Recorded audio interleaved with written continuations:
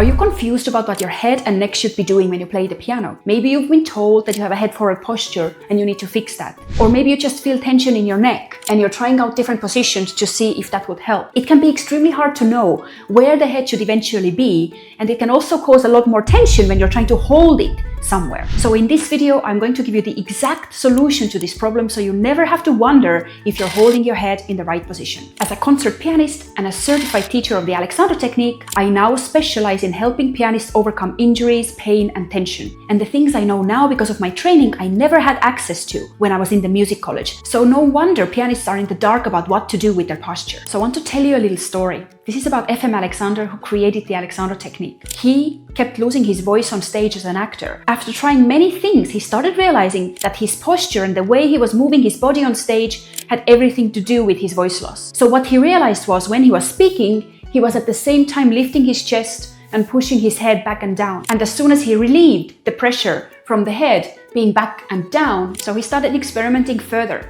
He realized, okay, I'm bringing my head back and down, and this is causing the pressure on the vocal cords. So I'm assuming that if the head shouldn't go down, it should go up. And if it shouldn't go back, it should go forward. So he started looking for the right position for the head by moving it in different directions. But every time he did that, he ended up creating more problems or different types of problems. So he realized it was this doing the posture that was the issue. What if he just allowed his head to go up and forward? And that's exactly what he did. He realized that if he thinks upward, basically if he's aware of the space above his head and releases the neck, the head naturally starts floating up into the correct position that he was so hard trying to find before. And interestingly, neuroscience has now confirmed that whenever we think about an activity or whenever we do the activity, same places in the brain light up. Meaning when he was trying to push his head up and hold it there versus when he was trying to think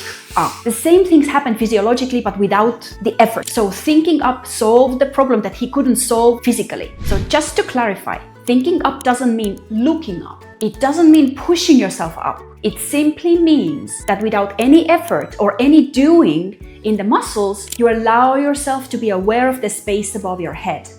You just become aware of the fact that there is space above you, because oftentimes we do the opposite. We send our energy down. We think down towards the piano, towards the book that we are reading, towards the computer, towards a phone that is in your hand. So instead of sending ourselves down, we want to send ourselves up. And it starts, like I said, with the thinking. So I want this thinking up to become part of your everyday activities, whether you play the piano, whether you walk on the street, whether you just do some other things, whatever you do, I want you to think up at the same time. This takes the pressure of the head off your spine and allows the body to start expanding upward where it belongs. This shouldn't be an effort. This shouldn't be a muscular work. It should just be the thinking and the awareness, and it changes everything. So there is no right position for the head indeed. The head needs to float on top of your spine like a buoy in water. So there should be constantly this feeling that the head can move in any direction. It shouldn't be held tight anywhere, because that will just cause tension, and then the tension will cause problems. So when you play, sit first and then think, okay, I'm gonna think up, I'm gonna release the neck muscles, and I'm gonna let the head float. It doesn't mean that you have to move it, just think that it's able to move if you wanted to.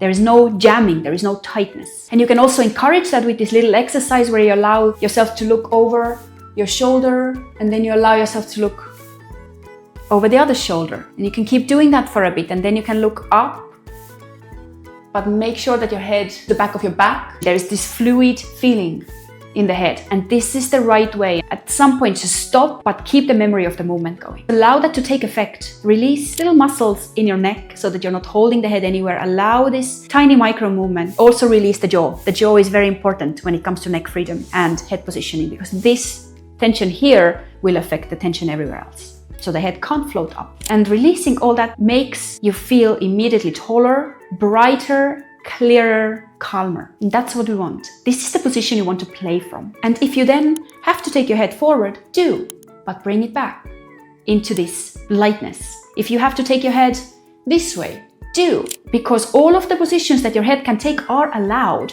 There is no position police. You can literally Take your head to any position that you want, but it just needs to hold on to this quality of lightness. And that's it. That's how simple it is. There is no right position, there is just the right condition for your neck and for the head on top of the spine. And if you want to go deeper into what's causing your neck tension and what to do when it comes to your individual head position, book a free one-on-one consultation with me and we can talk about the details and we can dive deeper into your individual situation. Don't forget that the neck tension is also dependent on the pelvis tension. So in order for you to fully release your whole body, watch this video where I explain in detail how you need to sit at the piano so you don't create extra holding and rigidity. Thanks for watching. I hope this was helpful and I'll see you in the next video.